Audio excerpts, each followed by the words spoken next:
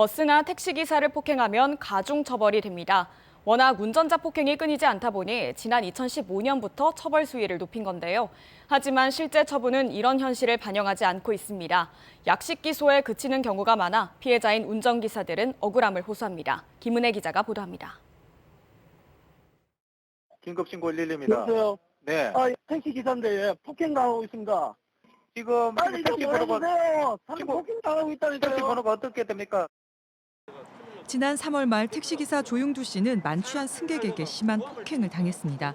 만취한 50대 남성 승객이 욕설과 발길질을 하자 함께 택시를 탔던 일행들이 이 남성을 데리고 내렸는데 이 남성이 다시 택시를 뒤쫓아와 다짜고짜 주먹을 휘두른 겁니다. 강제로 열고는 운전석에 들어와서 무차별 이제 난타를 하면서 목 졸리면서 머리를 막 때리는 거예요. 수십 차례 제가 맞다가 이건 좀 큰일 날 그런 생각이 들더라고요. 그래서 내가 고함을 질러서 사람 살려 이래가 살려주세요. 마스크 안쪽이 피범벅이 될 정도로 다쳤고 정신적 충격도 컸습니다. 하지만 최근 사건 결과 통지서를 받고 어처구니 없는 내용에 황당할 뿐이었습니다.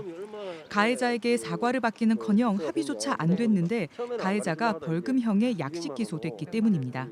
경찰청에 따르면 최근 5년간 운전자 폭행 사건은 늘고 있습니다. 지난해에는 1년 전보다 50% 가까이 급증했습니다. 운전자 폭행은 도로 안전을 위협하고 2차 사고로 이어질 우려가 커 2015년부터 처벌 수위가 높아졌습니다. 하지만 상습적이지 않으면 약식 기소되는 경우가 많습니다.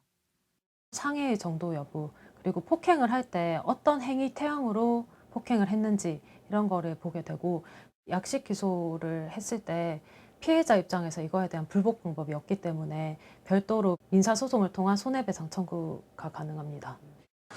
사회적 거리두기 해제로 택시 이용객이 늘어나면서 만취 승객에 대한 우려도 높아지고 있습니다. 하지만 많은 기사들은 이런 우려를 안고 도로 위에서 생업을 이어나갈 수밖에 없습니다. 너무 솜방망이 처벌을 하는 겁니다. 저 포함해서 다른 기사들도 그 시간만 되면 이게 심장이 두근두근거립니다. 혹시나 또 이런 사람이 해서 행패를 부리지 않을까. 굉장히 스트레스를 많이 받아요. 기사들의 안전을 위해 윤석열 대통령도 후보 시절 택시 격벽 설치를 공약했고 대구시 의회도 이달 중 택시 보호 격벽 설치를 지원하는 조례 개정안을 심사할 예정입니다.